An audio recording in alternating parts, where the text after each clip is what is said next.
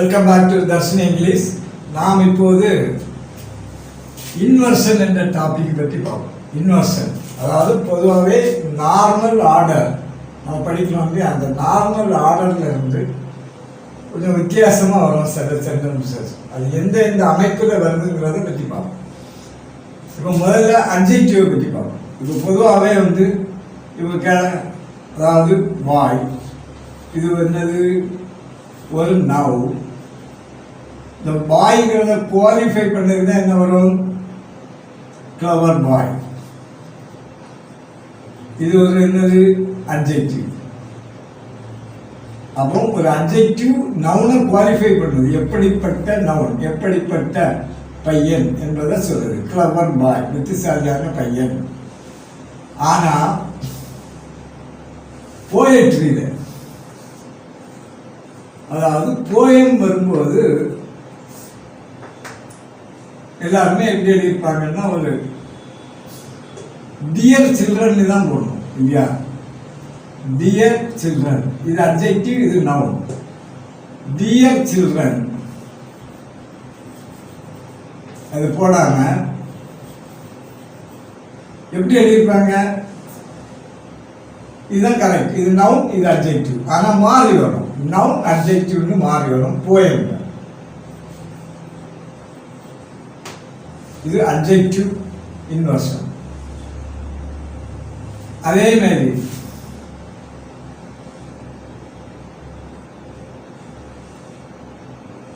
சில பிரேசஸ்ல எப்படி வரும்னா இதே மாதிரி தான் மாறி வரும். அட்ஜெக்டிவ் பின்னாடியும் நவுன் முதல்ல வரும். அது பாருங்க, டைம் இன்பம் ஓரியாது, நோட்டரி பப்ளிக், காட் அல்மைட்டி, இந்த மாதிரி வரதுலாம் என்னது பிரேசஸ்ல எப்படி வரும். ஸோ இது அட்ஜெக்டிவும் நவுனும் மாறி வருது. இது ஒரு டைப். இனி அடுத்தது என்னன்னா, இது அவ்வளோ அட்வர்ப்.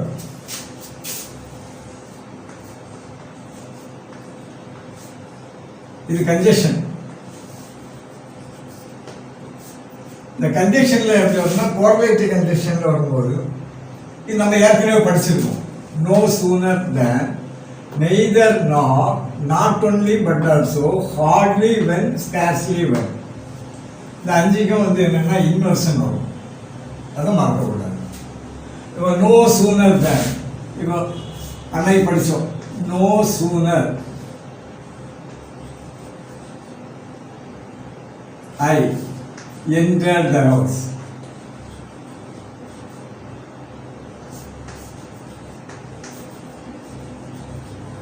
Then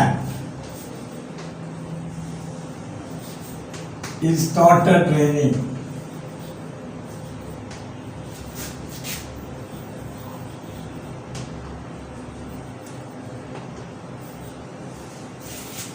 வீட்டுக்குள்ள நுழைந்த உடனே மழை ஆரம்பித்தது. இப்படி வரும்போது இது நோ சூனருக்கு தேன் தான் வரும். அதை பார்த்துக்கணும். இந்த ஐ என்டர்ங்கிறத, ஐ என்டர்டுங்கிறது சிம்பிள் பாஸ்ட். அப்போ அது எப்படி வரும் இன்வர்ஷன்ல? Did I enter. No sooner did I enter the house than it started raining. They were neither nor, neither nor. Neither. He came, nor he asked me. அவன் வரவும் இல்லை, என்கிட்ட கேட்கவும் இல்லை. அவன் வரவும் இல்லை, அவன் என்கிட்ட கேட்கல. இப்போ இது அப்போ எப்படி வரும்? he came வந்தது. அவன் did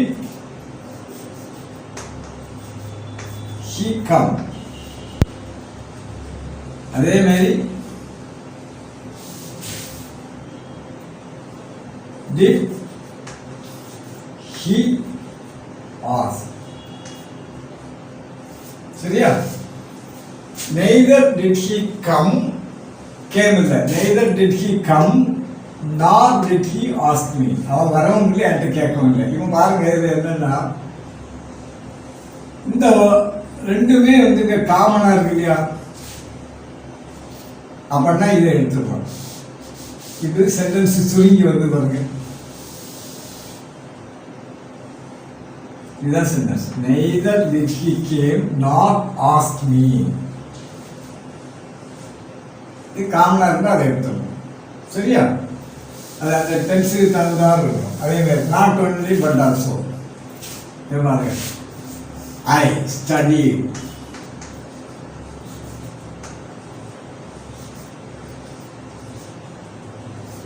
நாட் ஒன்லி மலையாளம் வச்சுக்கணும்.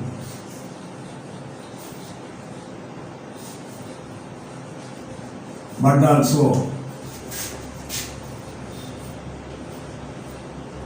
English.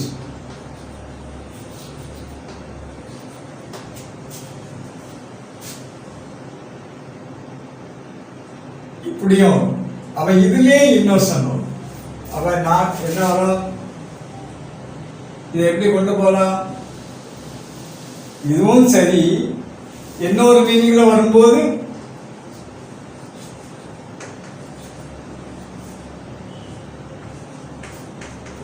not only did I study Malayalam, but also did I study English.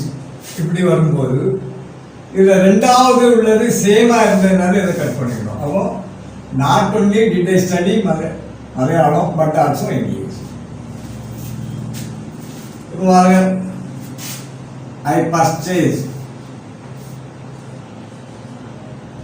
Not only I purchased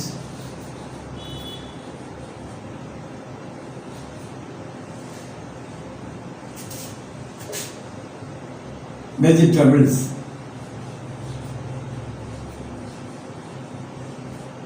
but also I purchased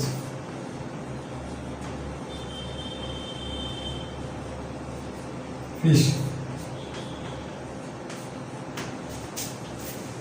Not only I purchased vegetables, but also I purchased, இது எப்படி வரும்? Did I.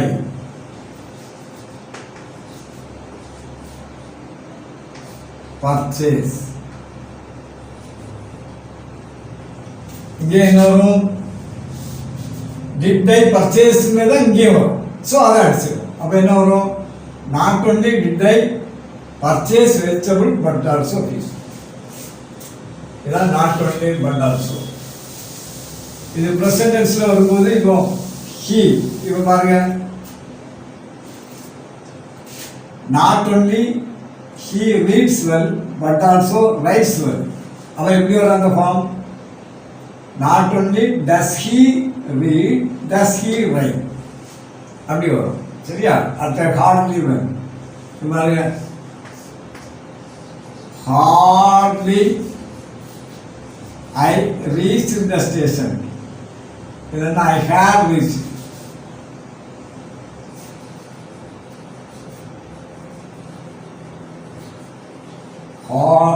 Hardly I had reached the station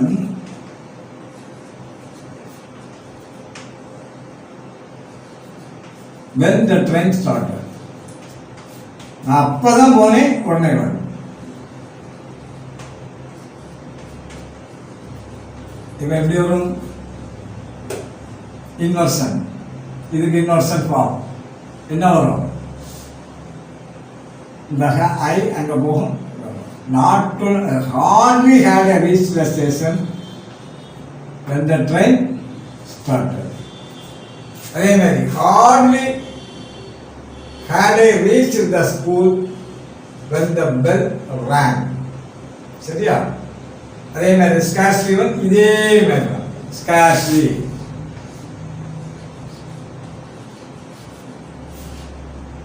had I had reached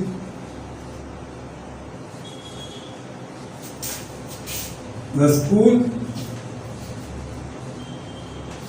the bell rang.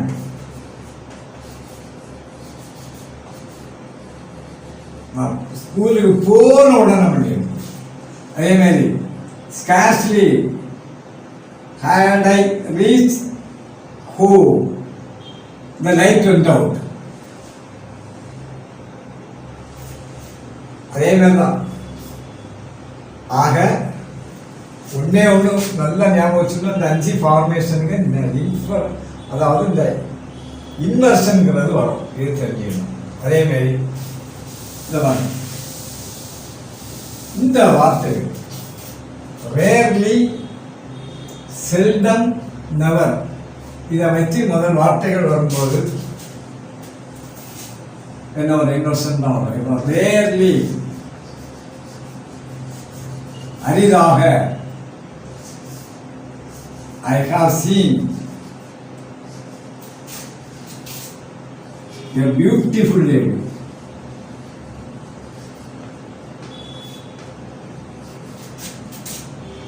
ரொம்ப அரிதா இவ்வளோ அழகான ஒரு பெண்ணை நான் பார்த்துருக்கிறேன். அப்படி வரும்போது இந்த ரேர்லின்னு வரும்போது இந்த ஃபார்மேஷன் கரெக்ட் அல்ல. அப்போ என்ன வரும்? இன்வர்ஷன் வரும். ரேர்லி ஹாவ் ஐ சீன் சச்ச போட்டுடலாம். இல்லை a beautiful lady. Rarely have I seen a beautiful lady. ஆக்சுவலாக rarely I have seen a beautiful லேடின்னு சொல்கிறத ரேர்லி வந்ததுனால இன்வர்ஷன் ஆகி ஹாவ் ஐ சீன். அதே மாதிரி rarely have I seen such a big bungalow. அவ்வளோ பெரிய பங்களாவை நான் ரொம்ப ரேராக பார்த்துருக்கிறேன். சரியா? அவ்வளோ பெரிய பார்ட்டியை நான் ரொம்ப ரேராக பார்த்துருக்கேன். பாருங்க, அதே மாதிரி செல்டம். செல்டம்னாலும் அதே மீனிங் தான். அரிதாக இதே தான்.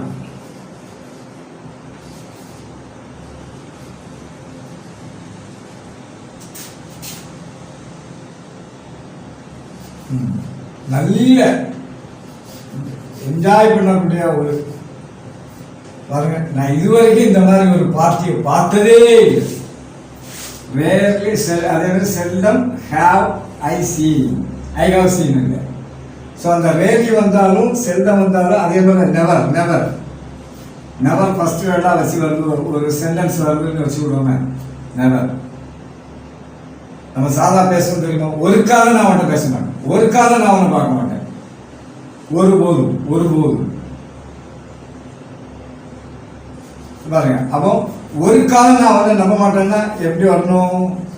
Never I will trust him. ஆனா இந்த நெவர் வந்ததுனால இது என்ன ஆகும்? இன்வர்ஷன் ஆகும். எப்படி ஆகும்? ஒன்றும் இல்லை, simple. Never will I trust him. அப்போ நெவர் ஐ வில் ட்ரஸ்ட் ஹிம்ங்கிறது never will I trust him inversion ஆகும். சரி, அதே மாதிரி சில அந்த ஒன்லிங்கிற வேர்டு, ஒன்லிங்கிற வேர்டோட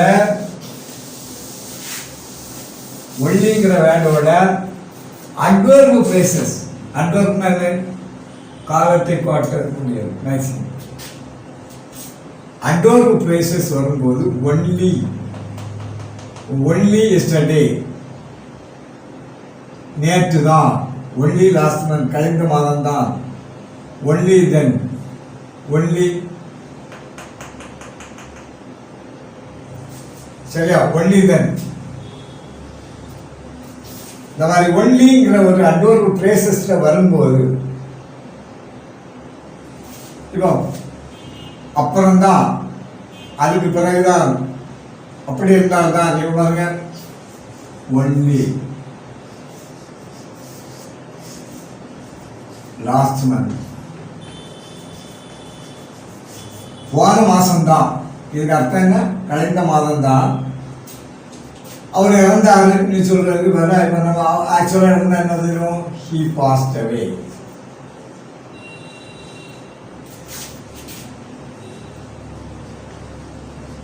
அதுக்கு நேரம் நம்ம என்ன இந்த ஒரு இது வந்ததுனால என்ன போடுவோம்? Did he pass away.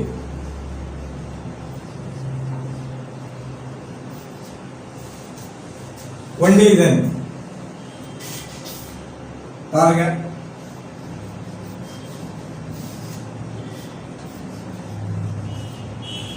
அவன் இப்படி இருந்தாதான் நான் அவனை பெர்மிட் பண்ணேன். I will permit him.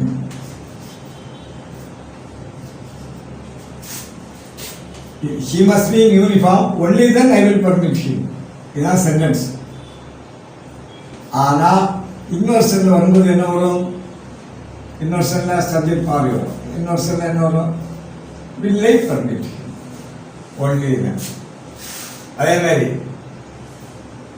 at no time, under no circumstances, in no way, on no account, in no other way. On no account. On no account. எக்காரணத்தை கொண்டும். அதே மாதிரி நாங்கள் நம்ம எக்காரணத்தை கொண்டு நான் வந்து நம்ப மாட்டேன்னு என்ன வரும்? On no account I will believe him. இல்லைன்னா அதே I will trust him வச்சுக்கிடுவோம். அப்போ அங்கே என்ன வரும்? இன்னொரு செல்ல will I trust him.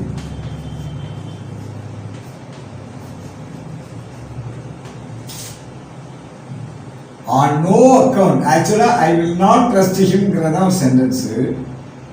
அதை அழுத்தி சொல்றதுனால எக்காரணத்தை கொண்டு நான் அவனை நம்ப மாட்டேன். அப்போ இந்த வேர்டு வரும்போது will I trust him. அதே மாதிரி in no other way. அதே மாதிரி in no other way. வேற எந்த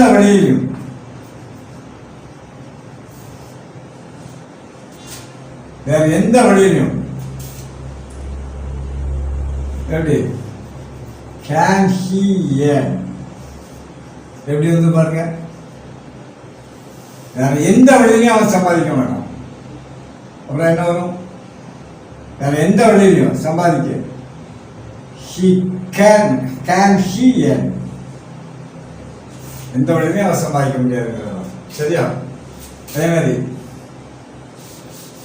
in no other way. இதே மாதிரி I will permit him now.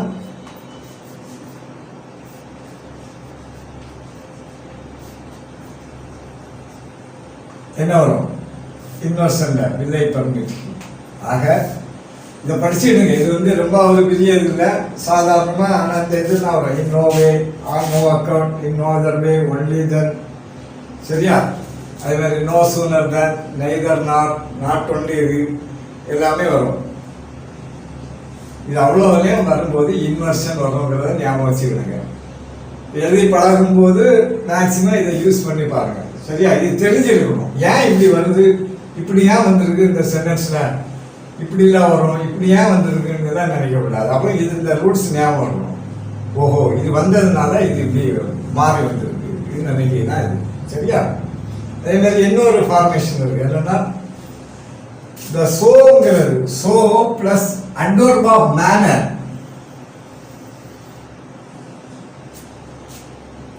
அந்த சோங்கிற வார்த்தைக்கு பிளஸ் அது கூட adverb of manner. இது பாருங்க, so well. வெல்லுங்கிறது ஒரு adverb. அப்போ so கூட adverb of manners and வந்தால் இன்வர்ஷன் வரும். so well. She dance. That everyone appreciated her. Everyone appreciated her. பாருங்க, so wellங்கிற ஒரு இது so plus ஒரு adverb of manner தானே வந்ததுனால இப்போ she danced that everyone appreciated her. ஒவ்வொருவரும் அவளை மெச்சும் அளவு, அந்த அளவுக்கு அவள் நன்றாக நடனம் ஆடினாள். அதான் அதனுடைய மீனிங். அப்படி வரும்போது என்ன வருது? she dancedங்கிறது என்ன வருது? did she dance? சரி, இது ஒன்றும் வேண்டாம். இந்த சென்டென்ஸை நான் அப்படியே ப்ரெசன்ட் டென்ஸில் சொல்கிறேங்க. என்ன வரும்? ப்ரெசன்ட் டென்ஸில் so well she dances. Simple ப்ரெசன்ட்ல she dances. சரியா? that everyone appreciates. ஒவ்வொருவரும் அப்ரிசியேட் பண்ணக்கூடிய அந்த அளவுக்கு அவன் நன்றாக நாட்டியம் ஆடுகிறாள். இப்படி வரும்போது என்ன வரும்? does she that. நம்ம பிரிச்சு படிச்சோம் தெரியுமா? நெகட்டிவ் படிக்கும் போது, கொஸ்டின் படிக்கும் போது பிரிச்சோம் இல்லையா? அதே மாதிரி தான் இருக்கு. என்ன வராங்க? so well does he sang dance that everyone appreciates her. இதுதான் இன்னோசன். இவ்வளோதான் வரும். அதை நீங்கள் என்னன்னா கண்டிப்பாக இது அவ்வளோவும் தெரிஞ்சு வச்சிருக்கணும். அதாவது நம்ம நமக்கு ஆங்கில இலக்கணம்னு படிக்கவே இல்லை. பட் இதெல்லாம் இலக்கண விதிகள் தான். ஆனால் ஒரு நம்ம எல்லாம் தெரிஞ்சிருக்கணுங்கிற காட்டு தான். ஏன் இந்த இன்னோசன் வருது? ஏன் அந்த அப்படி வரும்போது உங்களுக்கு ஒரு சந்தேகம் வரக்கூடாது. ஓஹோ, இது இன்னோசன்ட்டு வந்துருக்கு. அதுக்காக தான் நான் அந்த கிளாஸ் சொன்னேன். சரியா? இது அடுத்த கிளாஸில் ஒரு நல்ல டாபிக் நான் சொல்கிறேன். படி.